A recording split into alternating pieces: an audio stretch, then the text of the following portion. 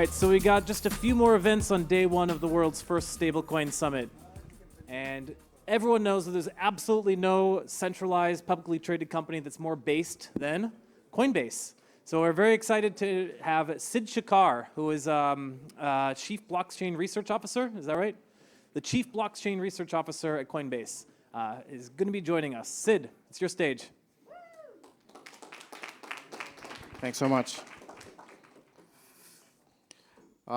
Yeah, super happy to be here. It's been a great crowd so far. Very nice conversations. Yeah, so today I basically wanted to cover some of the data that we've been seeing around stablecoins and their usage in DeFi and DEXs in particular. First, a little bit about me. Yeah, I've been in crypto for quite a few years now. Previously I started a blockchain analytics company called Token Analyst, and we got acquired by Coinbase in 2020, and I've been leading the Coinbase blockchain research team ever since. We focus mainly on what's happening on chain.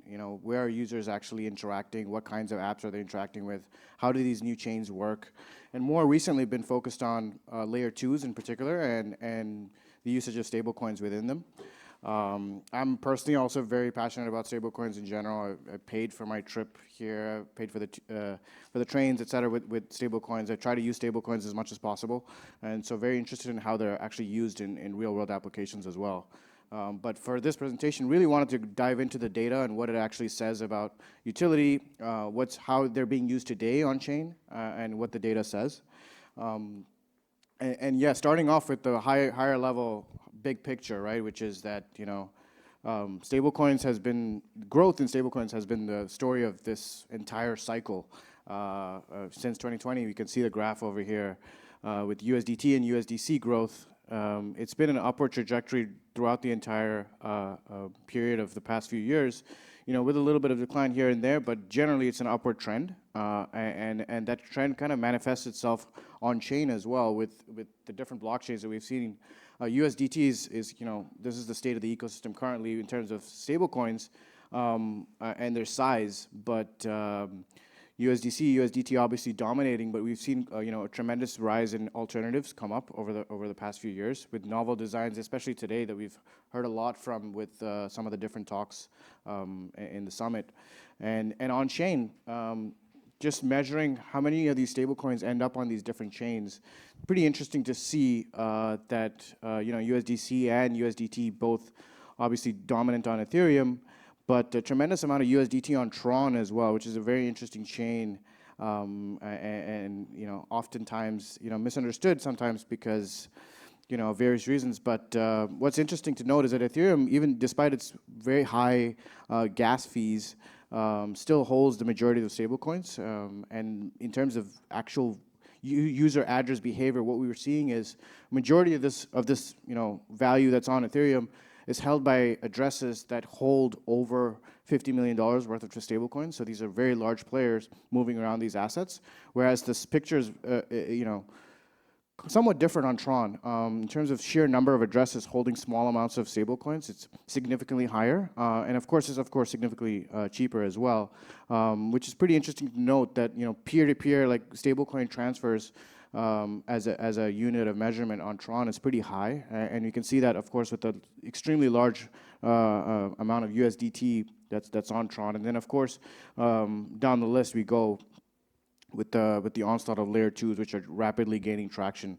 So pretty interesting trend that we've noticed, and hopefully something we see grow with layer 2 usage, especially with the launch of Base, Coinbase's layer 2, which the goal is to bring more users on chain and more users using stablecoins and other assets to enter the crypto ecosystem.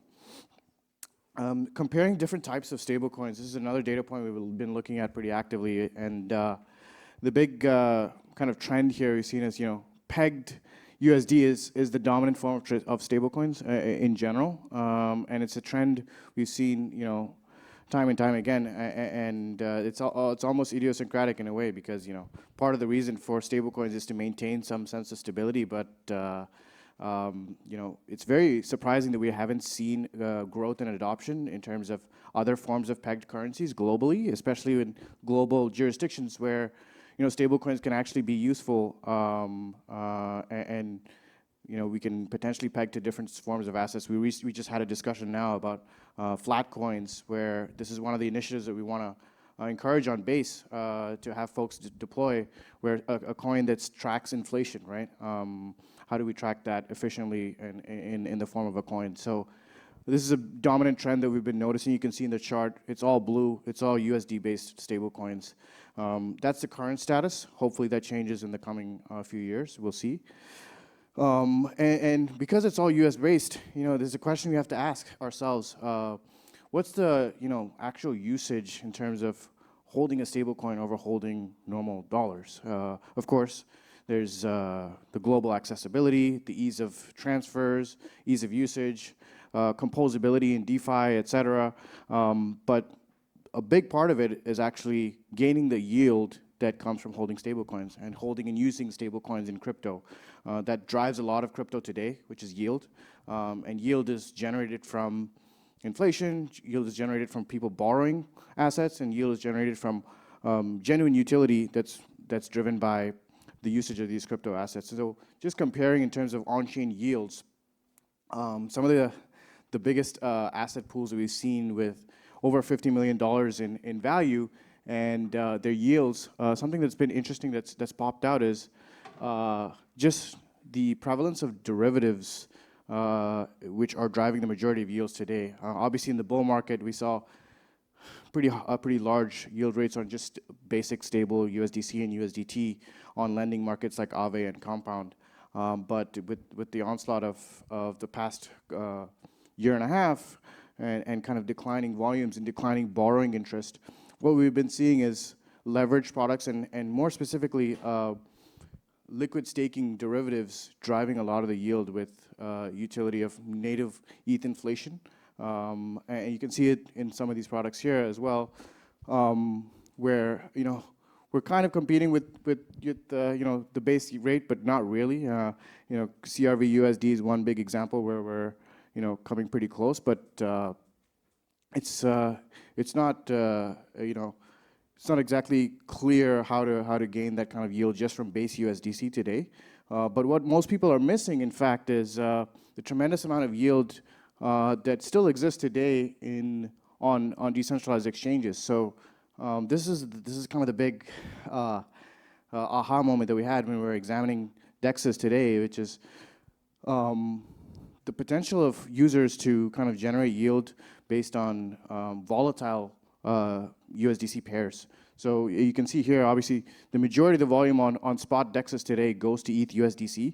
And the kind of emerging trend that we're seeing is how to harness yield for crypto as a whole based on volume on these volatile pairs. Half of this capital is USDC, and this volume is generating yield for that USDC itself. Of course, when you frame it in the form of a spot DEX, you kind of lose out with impermanent loss in these volatile pairs, and you have to hedge for that somehow.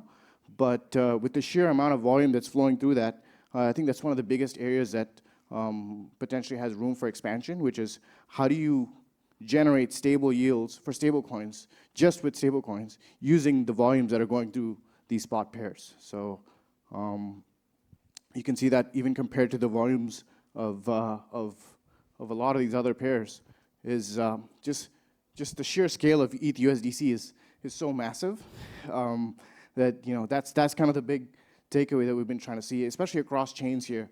It's a big trend that we're seeing with the green here in Arbitrum. ETH USDC and Arbitrum is like a big point of growth for us. And so, so that's just a show of hands here. How many people have actually used Arbitrum? Oh, wow, okay, pretty big. That's great. And how many of you guys actually traded ETH USDC on Arbitrum? Interesting. That's awesome. So yeah, this is actually a huge stat that we recently saw is the amount of trades that are sub $10 of ETH USDC on Arbitrum is more than almost any chain that has ever existed, which is pretty interesting as a takeaway, which is something hopefully L2 usage drives, which is just the sheer scale of low volume trades, which is just retail trades, hopefully, that are enabled by lower fees, deep liquidity, and drive volume and drive yield for crypto, which is what drives the entire ecosystem forward, right? So, yeah, what can be improved, right? Yields are one big area, but other areas that we've been seeing include stablecoins held on bridge contracts. This is a huge area of improvement. Obviously, very sad what happened with the multi-chain exploit earlier this month, where $120 million was exploited. But on custodial bridges, having a lot of stablecoins held there, and we need to really assess this trust assumptions that we're having on these bridges. We can see here, obviously some of these are non-custodial, some of these are custodial, but we have a tremendous amount of stablecoins on bridge contracts today, and there isn't visibility into the ecosystems where the stablecoins are being locked and how they're being minted, and then the mechanism behind, how they're actually being unlocked and where they're being used. I think this visibility can really improve in the ecosystem as a whole, with like just more data and more transparency into how the bridges actually work. We had layer 0 earlier here today, but several of these bridges, I think they're working on kind of a unified system of having more transparency, especially into stablecoin usage across chains. So one of the biggest stats we've seen is on layer 2s, the flow of stablecoins from Arbitrum to Optimism is actually the biggest flow today on chain in terms of bridge usage. So bridge usage is a big area of improvement just in terms of transparency. Bridged versus canonical stablecoins is another big area, specifically in terms of, you can see these pools here, USDC, USDC, USDT, USDT. This is something a lot of users have complained about, actually, when they're onboarded to DeFi, where they see these pools, and it's confusing. Because you feel like you have the asset, and these assets are integrated into dApps, but the reality is there are different flavors of the same stablecoin on these different dApps, on these different chains, right? Sometimes there's a canonical stablecoin. Now with USDC, there's the CCTP, which has the official USDC, but there's also the bridged version of USDC that gets integrated into these dApps. How do we kind of standardize the canonical versus bridged versions, and how do we represent them in UXs and UIs so that it's pretty clear to users what's the actual asset that they're going to be using in these products? Adding an E after it, or simply not having a logo for the asset, are often is the status quo today, right? It's something we're really thinking about. How do we improve this? And with the proliferation of all these layers and all these chains, especially with a layer 2 like Base coming out, we're trying to think through more carefully how we can represent this on the dApps that are live on chain, so that A, we don't have this kind of confusion, but also B, we can have clean liquidity, clean user experiences for people to actually make use of stablecoins on chain. And finally, this is a generic issue with decentralized exchanges in general, which is just imbalanced and fragmented liquidity across all of these chains. I think by the end of this year, we're going to have over 50 or 60 different new chains that have come out with these new roll-up initiatives. And the big challenge there, especially on exchanges that have volatile pools as well, is how do we have kind of balanced liquidity across all of these pools and normalize for the impact of fragmented liquidity, right? This is a big concern for us across the ecosystem. You can see these examples here. These are just some of the examples on DEXs that we've seen across different chains. Some of them have low liquidity, some of them have pretty high liquidity, but a big trend that we've been seeing is an imbalance in terms of even stables that are supposed to be pegged to the US dollar that are not arbitraged away, and that actually impact end users. Some of this arbitrage is actually hard to do because bridges sometimes take a long time to bridge out of, so it's not a clean arbitrage. So you have imbalances like this last for days and sometimes weeks that are not taken up. And some of this is kind of structural to how this ecosystem is evolving. How do these stablecoins move into these different ecosystems? But it's something we're also thinking about, along with the previous issue of canonical versus bridge stablecoins. So these are kind of the issues overall that we're seeing with the ecosystem. And obviously, it's the way that the ecosystem has evolved that's resulted in these kinds of issues. But all in all, I think the industry is still in a positive light. We're still using stablecoins more and more. A data point we recently spoke about is P2P transfers of stablecoins has been on the increase, especially in layer 2s across 2023, which is a huge positive trend that we're seeing. So it's not all doom and gloom. For sure, it's positive. But yeah, these are some structural issues. I think if we get to solving and work towards solutions for them, we'd like to see apps that make use of clean interfaces and solutions that can address some of these issues and hopefully drive the space forward.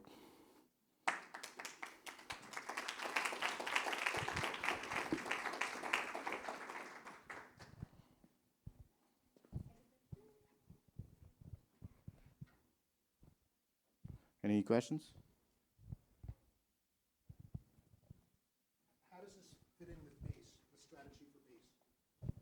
Yeah, so obviously USDC and stablecoins are an integral part of Coinbase in general.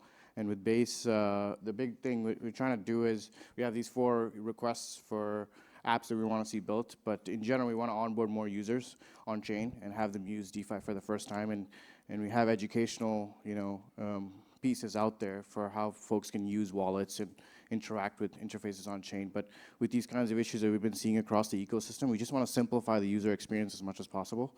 And these are all issues that are solvable, right?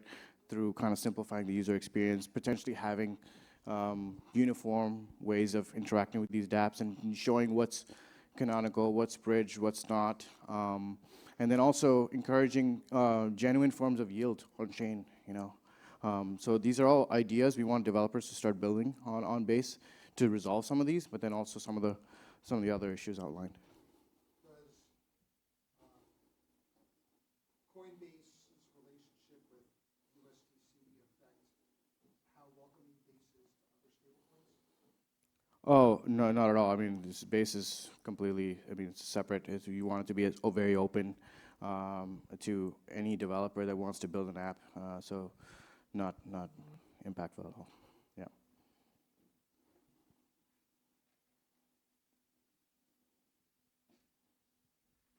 All right. Thanks. Oh, you got one more.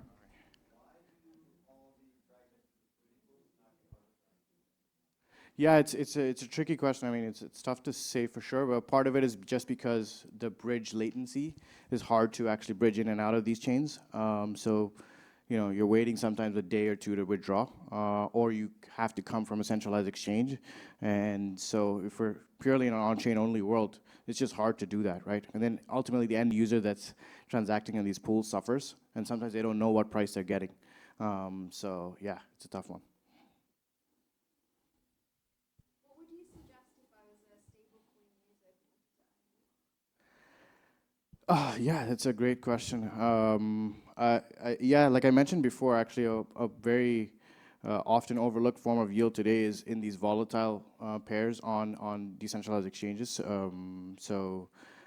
There are these new protocols coming up that have vaults that take USDC or take ETH, and then they deploy it on decentralized exchanges in a smart fashion to generate yield for you. So currently, the going rate for USDC yield, even on ETH USDC on Uniswap, on Arbitrum, is over 36% on just base USDC, if you can hedge the volatility of ETH, right? So it's pretty overlooked today. So I think that's something to look into.